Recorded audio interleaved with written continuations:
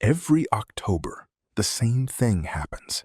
Store shelves fill up with sugar skulls, marigold decorations, and face paint kits, all branded, more often than not, as Mexican Halloween. Movies get made, costumes get sold, and somewhere in that entire commercial machine, the actual meaning of Dia de los Muertos gets quietly erased. Here's the truth. Dia de los Muertos isn't Mexican Halloween. It isn't a spookier, more colorful cousin of a holiday about ghosts and candy. It's not even, in its origins, about being afraid of death at all. It's the opposite. And understanding why requires going back nearly 3,000 years to a set of beliefs that Halloween has almost nothing in common with. Let's start with what most people actually think they know. The assumption goes like this. Spanish colonizers brought Catholicism to Mexico. Catholicism has a day for the dead. Therefore, Dia de los Muertos is just a Mexican version of a European Catholic holiday, dressed up with skulls. This isn't entirely wrong. There is a real Catholic layer to this story, and we'll get to it.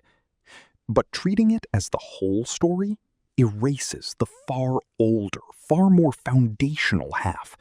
What indigenous Mesoamerican cultures believed about death long before a single Spanish ship reached these shores.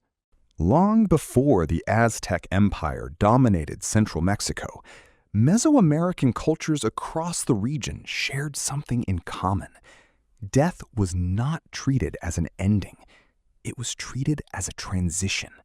One stage in an ongoing cycle that connected the living, the dead, and the natural world in a continuous loop. This wasn't a comforting metaphor people told themselves. It was a structural part of how entire civilizations understood existence itself. Among the Aztec, or more accurately, the Nahua peoples of central Mexico, this belief system had actual architecture to it. Not physical architecture, but cosmological architecture. The dead didn't go to a single afterlife based on how virtuously they'd lived, the way Christian tradition frames heaven and hell. Instead, where you went after death was determined largely by how you died. Warriors who died in battle, and women who died in childbirth, a death considered equally as honorable, tied to a woman's own kind of battle, were believed to accompany the sun on its journey across the sky. People who drowned or died from causes linked to water went to a lush paradise ruled over by the rain god Tlaloc. And most people who died from ordinary illness or old age journeyed to Mictlan, the underworld, a realm ruled by two deities, Mictēcacihuātl, and crucially for this story, his consort, Mictēcacihuātl. Mictēcacihuātl is often described today, somewhat imprecisely, as an ancient forerunner to La Catrina, the elegant skeletal figure now closely associated with Dia de los Muertos imagery. That connection isn't entirely accurate. La Catrina is a much later invention, which we'll get to. But the instinct to link them isn't wrong either, because Mictēcacihuātl represents something that runs directly through the holiday's entire history. The idea that death itself could be depicted, honored, and represented, rather than something hidden away, feared, and refused acknowledgement. According to Nahua belief, the journey to Mictlan wasn't instant. The dead had to travel through 9 distinct levels of the underworld, a journey believed to take 4 years, facing trials along the way, crossing a river, passing between clashing mountains, enduring winds that cut like obsidian blades. This is a crucial detail because it directly explains one of the most recognizable elements of the modern holiday, the ofrenda, or offering altar.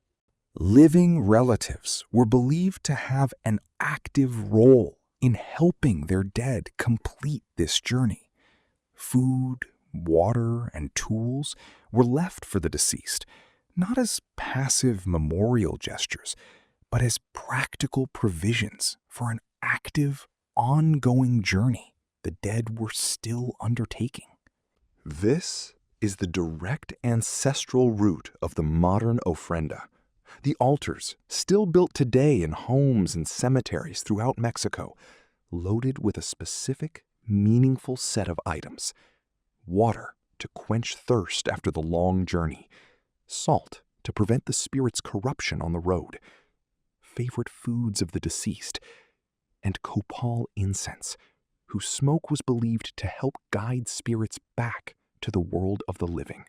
There's also good historical evidence that specific Mesoamerican festivals were dedicated to the dead and to deceased children and ancestors, occurring around what is now the end of summer in the Mesoamerican calendar, not, notably, in late October or early November, which is where the holiday sits today.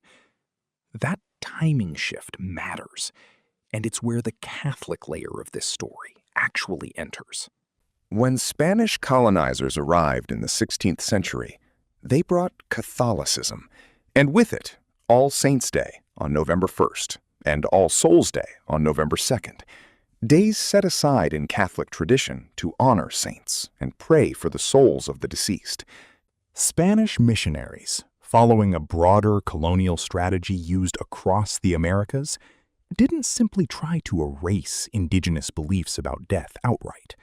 In many cases, they found it more effective to layer Catholic observances directly on top of existing indigenous practices, gradually reshaping them from within, rather than eliminating them by force. Indigenous death festivals that had existed for centuries were shifted in the calendar to align with these new Catholic dates, and elements of Catholic ritual were folded in alongside older Mesoamerican practices that never actually disappeared.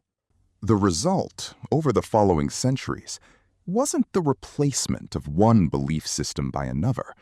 It was a genuine fusion, one that historians still actively debate the exact proportions of.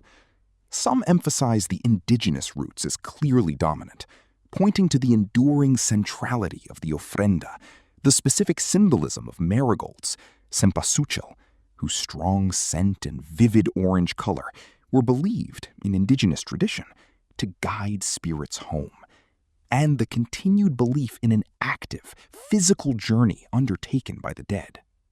Others emphasize how thoroughly the Catholic calendar, saints, and formal religious structure reshaped the holiday's outward form over 400 years of colonial and post-colonial development. Most contemporary historians land somewhere in between. This is neither a purely indigenous survival wearing a thin Catholic disguise, nor a Catholic holiday with decorative indigenous flourishes. It's a genuinely blended tradition, forged specifically through the collision of two very different cosmologies, in a way that couldn't have existed as it does today in either culture alone. Now, about La Catrina, because she's become, in the popular imagination, almost synonymous with the entire holiday, and her actual origin surprises most people. La Catrina wasn't an ancient religious figure at all. She was created in the early 20th century, around 1910, by the Mexican political cartoonist José Guadalupe Posada, as part of a satirical print. His original image was called La Calavera Garbancera, and it was pointed, cutting social satire, mocking Mexicans who Posada felt had rejected their own indigenous heritage in an attempt to imitate European aristocratic fashion. The image depicted an elegantly dressed skeleton in an elaborate French-style hat, and its entire message was a dark, biting joke. You can put on all the fine European clothes you want, but underneath, everyone is exactly the same. A skeleton, stripped of pretension, stripped of class, stripped of the very airs the image was mocking. Decades later, the muralist Diego Rivera featured this figure prominently in his 1947 mural Dream of a Sunday Afternoon in Alameda Central, gave her a full, elegant body to go with Posada's original skull design, and named her La Catrina, a name that roughly translates to the elegant lady or the dandy. From that point forward, she became permanently and inseparably woven into Dia de los Muertos visual culture, even though she postdates the holiday's actual religious core by centuries and was never originally connected to the underworld mythology of Mictēcacihuātl at all. In a strange, almost poetic irony, a piece of pointed political satire about class and cultural rejection eventually became one of the most internationally recognized visual symbols of the very indigenous-rooted tradition its original message was defending. So where does Halloween actually fit into all of this? Because it does intersect with the story, just not in the way most people assume. Halloween's own roots trace back to the ancient Celtic festival of Samhain, marking the end of the harvest season, and, in Celtic belief, a moment when the boundary between the world of the living and the world of the dead grew thin. On the surface, that might sound similar to Dia de los Muertos. Both involve a moment of connection between the living and the dead. But the emotional and cultural core of each tradition points in genuinely different directions. Historic Samhain custom centered on protection from wandering, potentially dangerous spirits. Bonfires, disguises, and offerings meant primarily to ward off or appease the dead, rather than to actively welcome them home. Dia de los Muertos, particularly in its indigenous Mesoamerican layer, centers on invitation, welcome, and joyful reunion, building an altar specifically to draw the spirit of a loved one back into the home for one night, offering their favorite foods, sharing family stories, treating their return as something to celebrate rather than something to guard against. This is the distinction that gets lost every single time the holiday gets marketed simply as Mexican Halloween. It's not a difference of decoration or aesthetic. It's a difference in the fundamental emotional relationship each tradition has with death itself. One rooted historically in protection and separation, the other in invitation and connection. Today, Dia de los Muertos is observed primarily on November 1st, honoring deceased children, often called angelitos, and November 2nd, honoring deceased adults, though regional traditions across Mexico vary considerably in both timing and specific practice. Families clean and decorate graves. Ofrendas are built in homes, filled with photographs, favorite foods, and cherished belongings of the deceased. Cempasúchil marigolds are laid out, sometimes in elaborate pathways leading from the street directly to the altar, believed to guide spirits home by both scent and vivid color. In cities like Pátzcuaro and on the island of Janitzio in Michoacán, families hold overnight vigils in cemeteries, sitting beside candlelit graves through the night, in the physical, direct company of their dead. What makes this tradition so different from a horror-adjacent holiday about ghosts and fear isn't simply the aesthetic choice of bright colors over dark ones. It reflects a genuinely different relationship with mortality itself, one where death is treated as something to talk about openly with children, rather than something to shield them from, where grief is given a specific, structured, recurring outlet built directly into the culture's calendar, rather than something processed privately and then set aside, and where family connection is understood as something that continues in a very real and practiced sense, even after death. In 2008, UNESCO added Dia de los Muertos to its representative list of the intangible cultural heritage of humanity, formally recognizing it as a tradition of major cultural significance, extending well beyond Mexico's borders alone. One increasingly practiced and adapted throughout Mexican diaspora communities across the world. So here's the real shape of this story. Dia de los Muertos isn't a Mexican reskin of Halloween.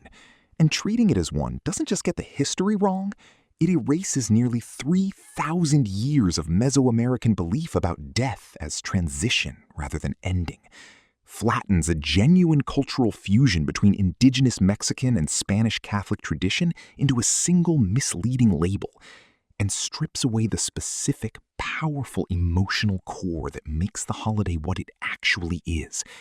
Not a night to fear the dead, but a night to welcome them home. Understanding the real story doesn't mean the two holidays can't be enjoyed on their own separate terms.